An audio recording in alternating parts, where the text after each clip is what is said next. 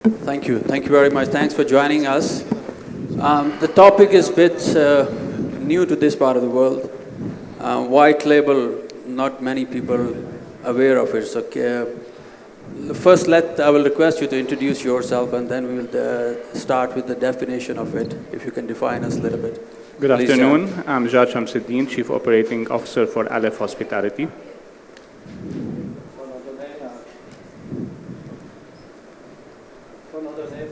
Sophos Hotels SA, and we just signed today the commitment with AIMS here in Saudi. Good afternoon. My name is Fahad Al-Fawaz, CEO of Hokair Group. Good afternoon. My name is Chadi Hauch. I'm Regional Vice President for Marriott in Development. As the topic is a little bit new for this part of the world, Fernand, if we can start with you to explain a little bit what it stands for. And you just today signed a great agreement to this part of the world. So please tell us about first your signing of the agreement, and then if you can define a little bit about white label so people understand before we go further on it. Thank you. Thank you. So a white label company is, in fact, is a three-party contract that we are signing between an investor, owner, a brand, if any brand, sometimes not, and a management company.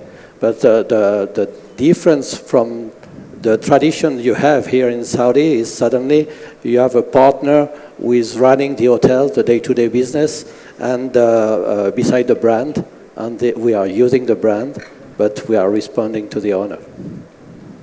So. And you mind highlighting today the contract that you signed? Maybe you wanna. Yeah, we signed a contract with a partner, AIMS, to speed, let's say, and to have the culture of Saudi, because we are a Swiss company, so we have an experience already throughout Europe to have this model. So we are managing 24 hotels with a lot of different brands, with Marriott, Hilton, Hyatt, and some others. So we have already the experience to have this combination between running the brand and at the same time serving the owner and preserving, I would say, his business. So congratulations on signing and being part of the Saudi big hospitality family. Welcome. Thank you very much. Thank you. Jad, now question to you. White label is there in different part of the world from quite some time. North America is there from ages. Far East is there from some time. Europe it is there. But why it's just relatively new to our part of the world? And it's just like he just entered, you are there. Well, definitely. What is the reason of this delay, and is it? Well, I think the need to find the presence or the recent presence of the white label operators. Many years ago, when the big brands started to come to this part of the world, first of all, there was no third-party operators. Second, owners wanted a one-stop shop, which is an easy solution for their investment. And eventually, the other major thing, that demand was too high, that everybody was making a lot of money, and there was no pressure on that, which is not the situation anymore today. Over the past few years, competition became very high because you have more brands who came in and started to compete. Owners started to see further developments, and some of them are themselves developing more hotels. So, an owner became demanding. Well, yeah, more demanding, much more educated. They understand the cost and profit ratios. They're basically seeing revenues declining, so profit were declining as well, and they wanted to do something about that. They started questioning. Yeah, so that's where I think recently you started to hear more about white label or third-party operator in the region.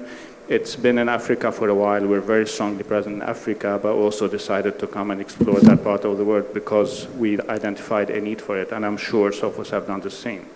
So that will be something you hear more and more of in the next couple of years for sure. Great, great.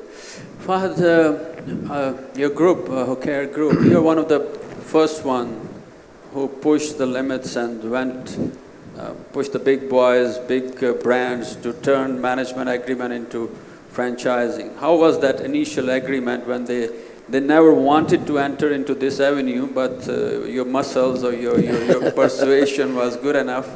How did you manage it long time back? Well, actually, the group being a leader in the hospitality industry in Saudi Arabia for the last 5 decades, and being well experienced in managing hotels under their own brands, I think this encouraged the brands to work with the group, knowing their dedication, knowing their geographical distribution in Saudi Arabia, and the know-how in managing the hotels that the group had. I remember even before joining the group, we tried back in the 2000s to convince some of the global brands to give us franchising, and this was very difficult at that time, if not impossible.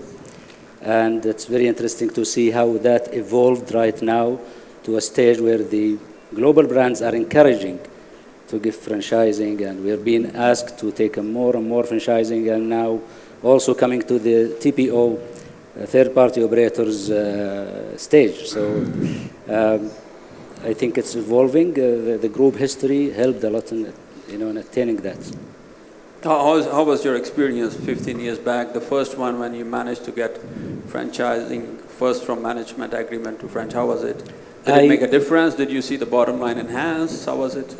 Looking into the numbers, because I wasn't there then, but looking at the numbers, I think the beginning was a bit challenging. However, because the markets were strong and demands were high, and it was not, very difficult to attain results, but which encouraged to increase, the franchising that we have now. To most of our portfolio is on franchising arrangement. Chadi, representing big boys. They're entering your territory. Do you feel it competing? Is it a competition? Is it complementing? What do you call it? Oh, no, not at all, actually. Within Marriott, we've always had the two business models, right? We always had the franchise model as well as a management model. And when you look at our company worldwide, we have 8,000 hotels worldwide. 5,600 hotels of these hotels are franchised. So obviously, this is a way forward in a way.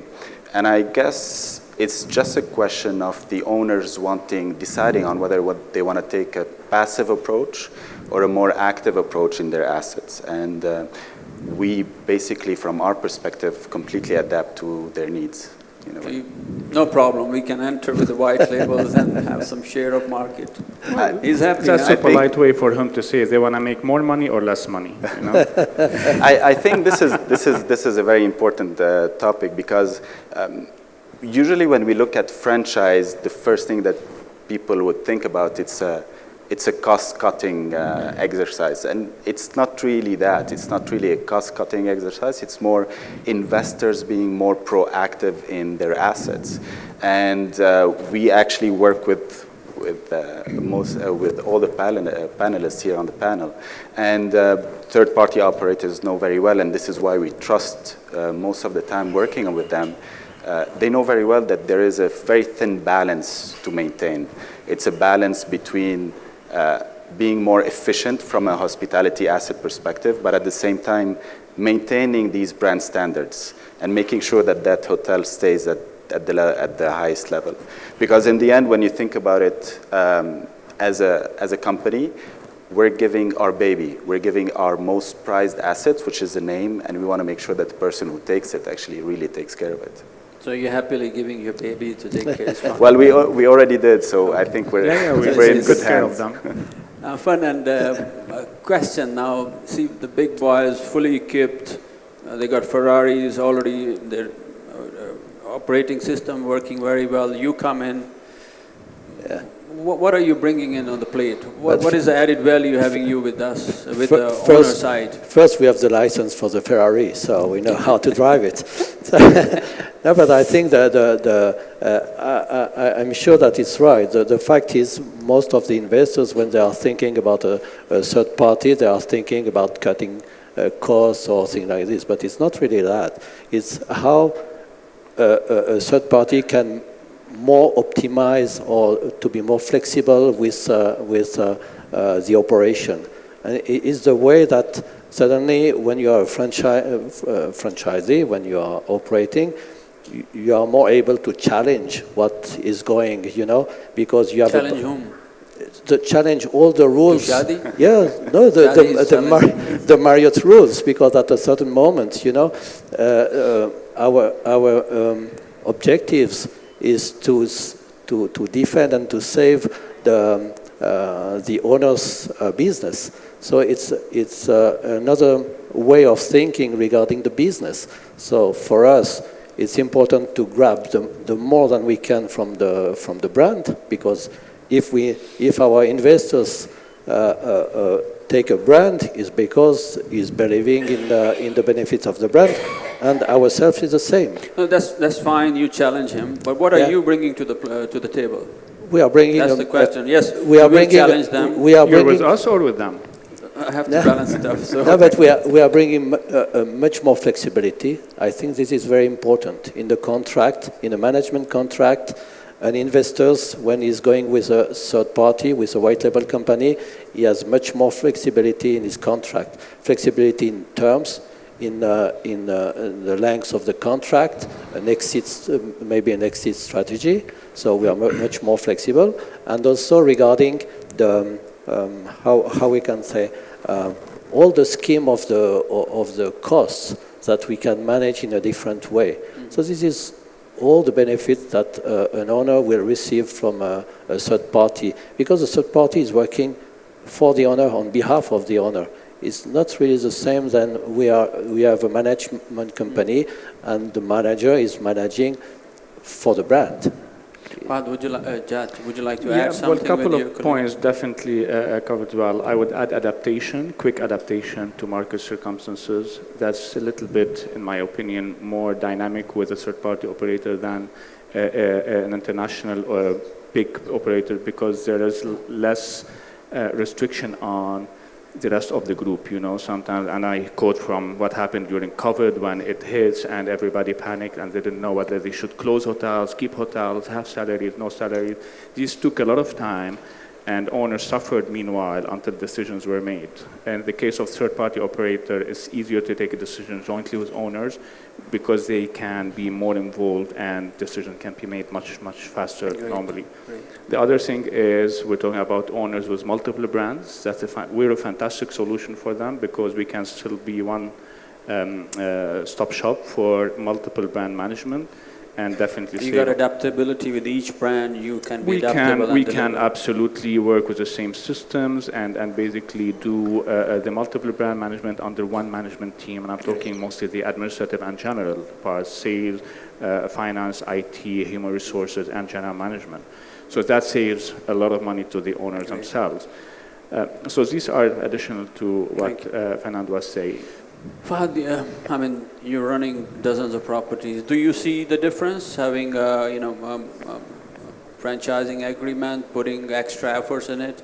You see the bottom line enhanced? Yeah. Well, the group now have about 35 hotels, 5,000 rooms to manage, and we have it all spreaded in the kingdom and worked with most brands.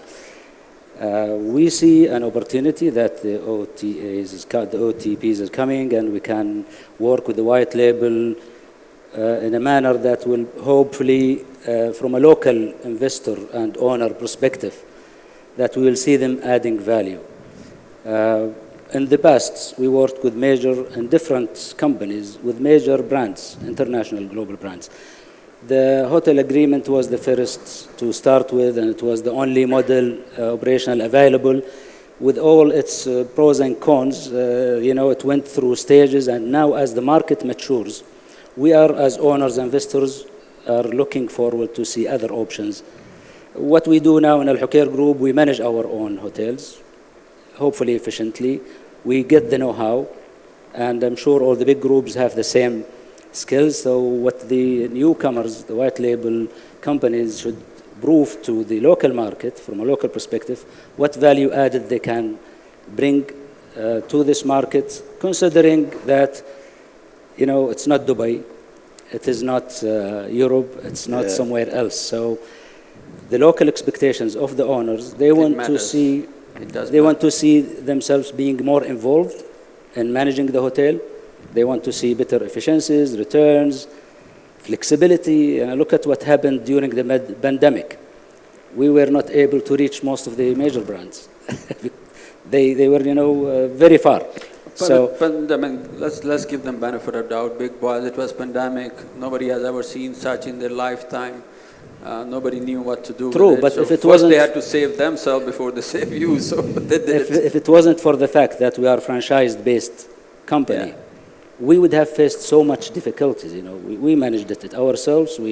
They don't return the calls. We are here. We run the business. We are doing, whatever we can do based on the experience. So we would like to see really the dominance of hotel agreements being moved to the next stage, especially considering that the most brands now are stretching themselves thin. They are acquiring and acquiring and acquiring. So an owner, how could he reach them if he needs something? They are not at the reach as before. So if the white label operators can prove that they can fill in such gaps, I think they will have a chance here, provided they should treat it as a giveaway You just at the beginning. hit a very crucial point that do they have the tools to deliver? Yes, if they have tools, they can make a difference. I agree with you. Chadi, can you share what are the avenues that you can, this marriage, wherever there is a franchise agreement, if Sure. big boys are on the, there, how you can complement each other and get extra benefits for, So let me first touch on the growth actually and give you a small example on Europe. Because right now within Marriott we merge Europe, Middle East and Africa. Europe around 6 or 7 years ago we're doing around 70% managed to 30% franchise. When you look at the current portfolio right now, it's more 50-50. So in Europe, 50-50 in Europe. Yes, and we're seeing more or less similar trends here in the region where you have obviously third-party operators interested, one side. Second, owners are asking more and more for the franchise option because owners want to get more and more involved. So obviously we have similar patterns and we welcome actually the idea of growing on that side because growing on a franchise platform comes faster because let's not forget franchise for big operators is mainly focused on the 3-star, 4-star. We would look at 5 stars, but luxury is much more limited. So it's an asset that can grow much faster. In regards to the benefits, you have your usual benefits being on the reservation system, obviously, being part of the Marriott Bonvoy. We have 164 million members right now worldwide, and by being a partner with us, you can have access to individual benefits are there, but Right. marrying together So on top somebody of of their capacity.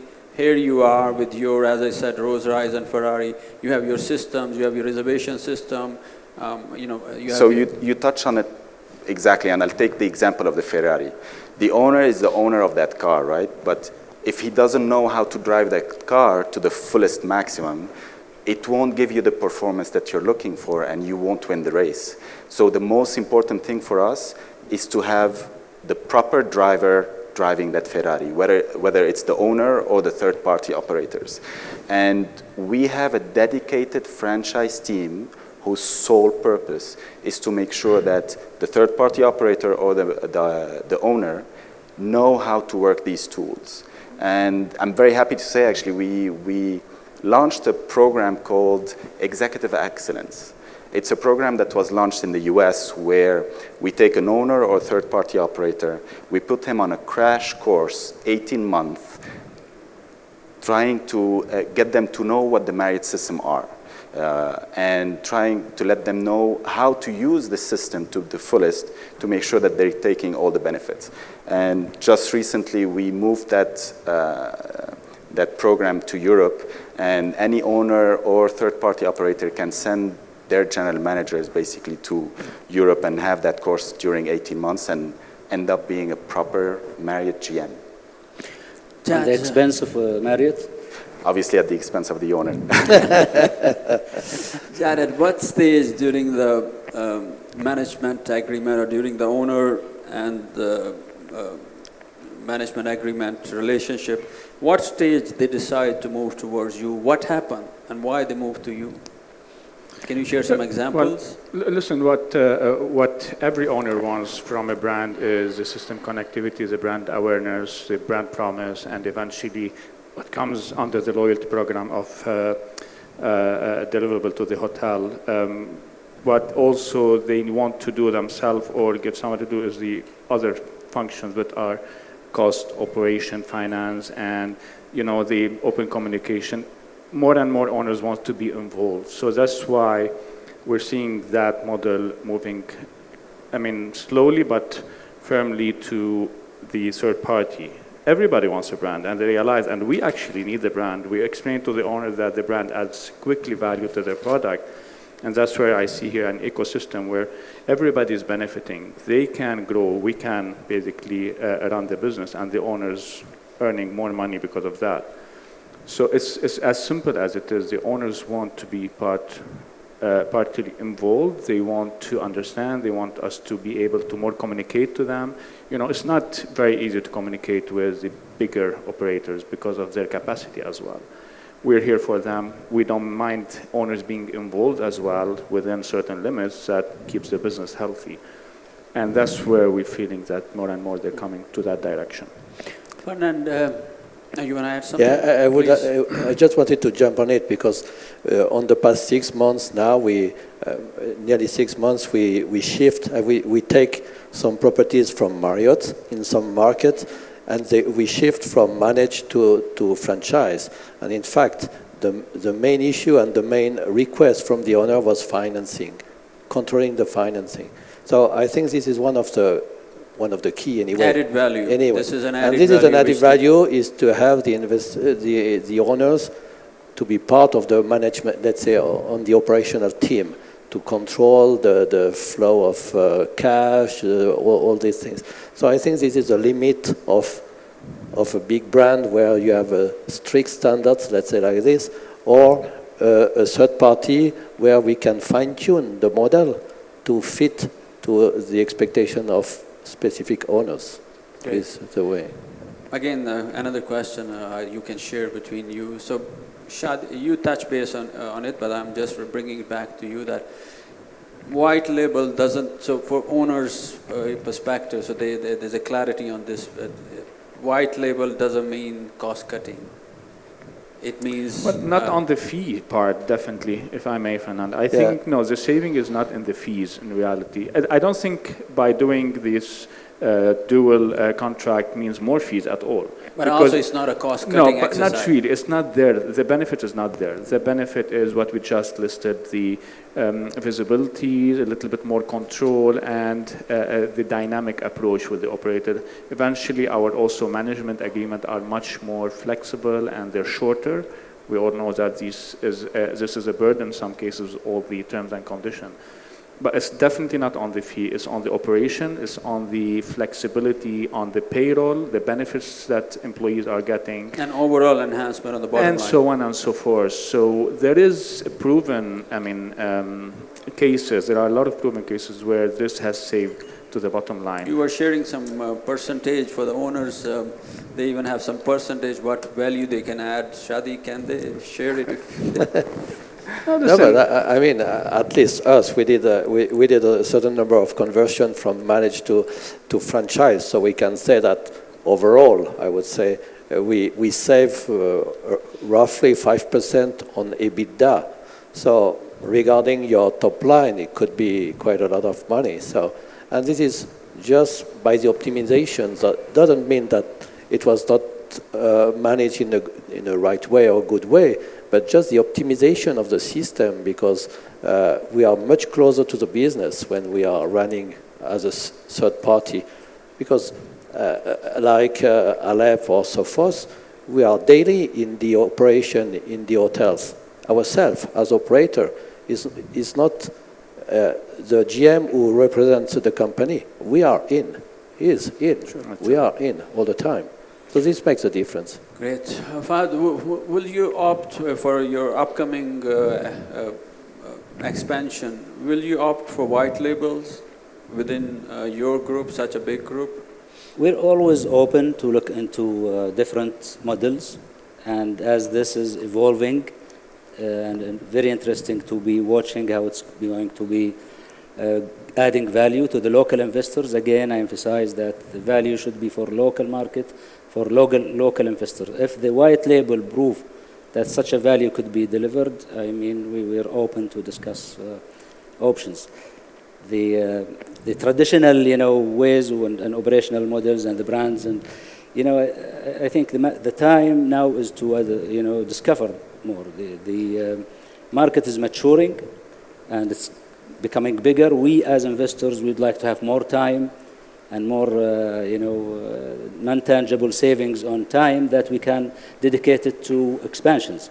So if we can find an operator who will not be only attaining some financial benefits to the bottom line, but also freeing our efforts and time to focus on our role as an owner and investor.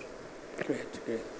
Chadi, in the coming days, franchising, I mean, is gone to extreme, very high percentage in North America, Europe. In this part of the world, in Middle East, let's say 5 years down to the road, franchising within, take an example of your group, where do you see it percentage-wise? Is it dramatic shift, as Fahad said, with the owners are getting more hands-on, they want to see some quick results? What do you see in the coming days? Look, I'll give you the example of the Middle East. Right now, actually, within the Middle East, we have around 10% of our portfolio that's franchised. But when you look at the pipeline coming in, that 10% moved to 20%. So you can definitely see an increase in franchises. Here in the kingdom, we have 3 properties that are franchised or operating. But we have 5 in the pipeline coming in. So I would say the more the market matures, the more the owner mature with the market and wants a hands-on view on their properties, they're definitely going to be more interested in it. But let's not forget as well, it's a question of positioning. When you look at most of the supply that's coming in, especially when we look at the announcements that are happening in Saudi, most of the announcements are on the luxury front. These are brands usually that we don't franchise. So the more the market mature, the more the market diversified, and you see more Courtyards, more Moxies, more 4 Points by Sheraton. These are brands that are much easier franchise and definitely will grow the franchise platform. Are you ready to take luxury on as well? Yes. They're ready. So can we? I'm sure they are. No, yes, and we did, and we did already. And I think it's the difference between a franchise and a third-party management company like we have, let's say, because the problem is. Through all the times already that you could have, let's say, a Courtyard or, or Mercure or other brands or Holiday Inn as a franchise, and even you didn't have to prove your I would say skills or competencies to manage it, because it was the franchise model. But when we start with the third party, that means we have a track record. We did already the management of top hotels. Yeah, but sorry, we have many Marriott hotels in our portfolio. We have Westin. So already 5-7 years ago, they were not giving to us this kind of brand. Even Hilton, we manage a core brand Hilton. So there is no reason, at least for us as Sophos, that we see that we shouldn't be able to manage next year Marriott or Hilton in Saudi. I mean, now it's a matter of negotiation, but the matter is we have the track record, the experience, and we are doing already that. But sorry, the track record, you are also, tricky question. But we have the track record in Europe. You are also new in this market, so it's... Saudi is new to you. Makkah is new. Makkah is totally different world, has nothing to do with the rest of the world. In a feeder market where the business comes from, Medina is totally different world. I agree. Are you ready equipped? Yes. Ready equipped to serve those very, very different business from the rest of the world? Because on behalf of owners, I can assure you these 2 cities, which is the biggest portion of the inventory, has nothing to do how you operate elsewhere. No, I don't want. I don't want to say that. Yeah, no, but I don't want to say. That's what I meant by that. The white label operator coming to this market should go deep in understanding the differences between the geographical locations and the different types of business that's coming. Hajj and Umrah is different, Mecca and Medina is different. Riyadh now is becoming very typical metropolitan international city, but how about the south? How about the north? Which are secondary. Very important but, for you is adaptability to the local realities. And I fully agree with that, but I mean, I don't think that we have to say that suddenly that we are entering in a market and we have already a cap and we cannot grow in the luxury market, because we have all the skills to do that. The only thing is the market who will regulate, and I agree with you, maybe there is some destination that we will not be able to do so. But it doesn't mean that maybe in Riyadh or in Jeddah, which is a city, international and a cosmopolitan city, that we are not able to run a luxury brand. So this is what I want to say. That is, I don't want to say that tomorrow we will be able to do that, but I know that what we develop in Europe, we develop in Central Asia. For us, in Turkey, we are able to develop in Saudi. If I can add just one thing to the point of Hannah, actually. So obviously, let's not forget, in a franchise, we haven't touched on the guest point of view, but in the end, when a guest checks into the hotel, whether it's a franchise or a managed hotel, they're going to see the brand, right? It's your name. Exactly. It's our name. And they shouldn't know. Exactly. The whole point is that they shouldn't know. And exactly. It's all about creating a certain partnership and a certain trust. Like Fernand very rightfully said, he started obviously small in Europe and slowly started growing his portfolio. And as we saw him managing his hotels, we started trusting him more to look at, for example, franchising a Marriott or franchising a Westin, right? Here in this part of the region, most probably it's going to be the same process, where we will start actually with the courtyard, with the 4 points, and then take it up a notch slowly. And it's that trust where we make sure that when that guest checks into a Marriott, he'll know that it's a proper Marriott hotel. Just the last one quick question from all the panel members. What do you feel the future journey for your white labels? Just a quick one. Well, a quick comment on what was discussed, because I think everyone has put something important on the table with regards to the luxury. I believe, as Fernand said, they have the luxury experience from previous market. We believe also the local market knowledge is extremely important, and specifically in Saudi, that is needed as much as the know-how of the luxury operation. But also Chadi pointed on, it's a process. I mean, our model is kind of new to this part, and there will be a little bit of process to build trust and to build confidence in the capacity. Learning from each other, a little bit hand-holding. But the market knowledge is extremely important as well, especially in the religious cities. On the other part of the question on where do we see this moving, it is going to come. And then I'm sure with more and more owners coming to us, now coming to Sophos, and we hope to have even more white label operators in that region, because there's a long education process here that needs to be, we need to spend time educating owners and building the trust with operator on the capacity that we have, and basically that will roll. That's interesting. Every international operator, doesn't matter which part of the world, is here, but only we have very few limited white labels. So there's a lot of room. There's a lot of room. Yeah. Big boys are overloaded with the brands. You can still use their the reservation machines and loyalty programs. That benefits you, but there's a lot of room for white label absolutely. And there are a lot of multi-brand owners as well, and that helps a lot. At some point, they will realize that they will learn from the European and the US model, but also the UAE model. That is not bad at all they're doing.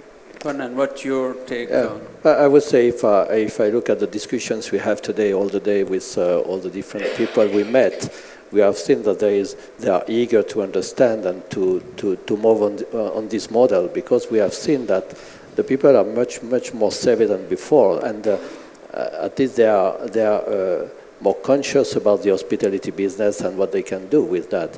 So we have noticed that it's not just I would say we are not forcing a trend. I would say there is a trend. The new generation knows that, and they want to be part of the venture, let's say. So They don't want to just give the key and just waiting the end of the year to see if the result is good or not. They want to experience and to be part of the operation. Sure. So I'm very confident for the future. Yeah. Great. Fahad. Well, actually, the value proposition of a white label coming to this market should be different from other markets. From an owner perspective and investor perspective, the value that we probably want to see is remedies for any issues that a management agreement has with a global brand. If they can present themselves as the safers or as an alternative to the force for owners that, with global brands, this would be, I think, a good value proposition that they can bring to the table. Them being helping the owner to avoid the gray area costs, the hidden costs in a management agreement. As we all know, management agreement is already done. Then they can't help it out. It's already done. But they could play the intermediator, and they coming to assist, for example, the owners who are not experts, who have only one or two or few hotels. I think they will have a good value from them, and this will help you spread in this region. Instead of two, hopefully we'll see much more soon. Inshallah. Yeah. Chadi, please. Last word, as I said, actually, it's definitely, we have always been a two-pronged kind of management company. We had the management agreements and the franchise, and it's definitely a side of the growth that we definitely see coming in the region.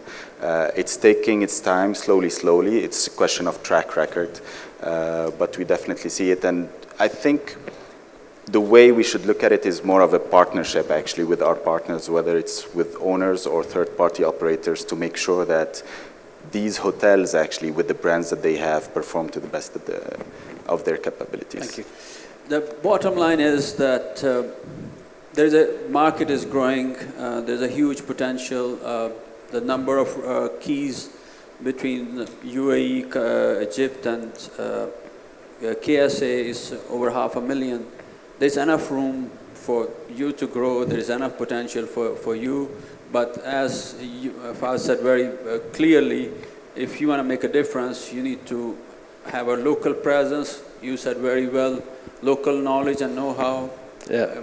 Makkah, as I said very vocally, because I deal with the operators, they cannot even enter Makkah, but they are hotels in Makkah and Medina. So if you guys have presence and know-how and knowledge, I think Saudi market and the regional market is good enough to share the future business and help the owner maximize their profit. Exactly. Thank you very much. Thank you. Thank you. Turab. Thank you. Thank you. Thank you.